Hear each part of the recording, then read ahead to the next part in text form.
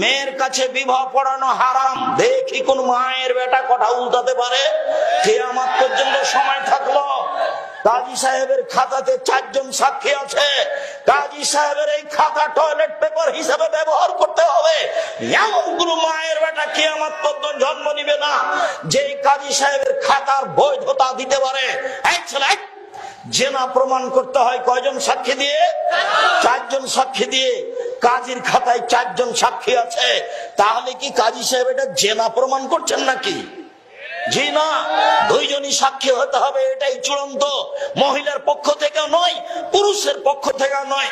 একটা বিবাহ বৈধ হতে হবে, যার জন্য 2 জন সাক্ষী লাগবে।